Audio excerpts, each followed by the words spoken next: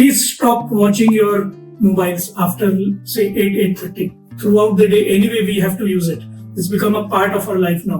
Sadhya young generation, not only young generation, everybody has got addicted to their mobiles. आपल्या काळी 1980s, 90s and 2000s we used to watch TV.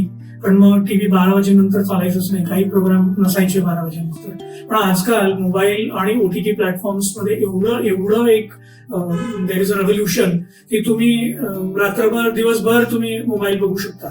तर binge TV watching through by using your gadgets has become a major health issue now. So what we are seeing is people are watching TV, OTT or mobiles from say 10 PM रात्री 10 वाजेपासून तर सकाळी 3-3:30 पर्यंत binge watching करतात.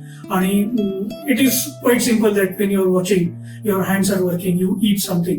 तुम्ही fast food खात राहतात, तुम्ही पॉपकॉर्न खातात.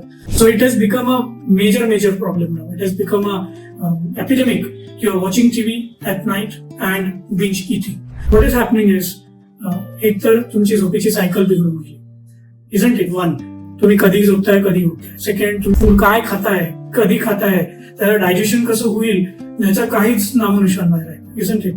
आणि थर्ड, तुम्ही असं विचित्र एक लाईफस्टाईल करताय आणि एक्सरसाइज पण करत नाही. तर these 3 major problems have become harbingers of obesity. प्रचंड जास्त वजनदार लोक बघायला मिळतात, मेन असो वुमन असो. वन. सेकंडली अर्ली हायपरटेन्शन, लोकांना कमी वयात ब्लड प्रेशरचा आजार होतो, कमी वयात डायबिटीज होतो, स्ट्रोक्स, हार्ट अटॅक्स, सगळ्या गोष्टी वाढतायत. कशामुळे? तर बिकॉज ऑफ दिस. ऍटलिस्ट रात्री 8-8:30 नंतर तुम्ही तुमचे मोबाईल्स सायलेंट वरती ठेवा. हे जे बिंज वॉचिंग वगैरे आहे ते maybe once in a week वगैरे असं काहीतरी ठेवू शकतात for relaxation purpose. Otherwise it should not be your daily routine. Thank you very much.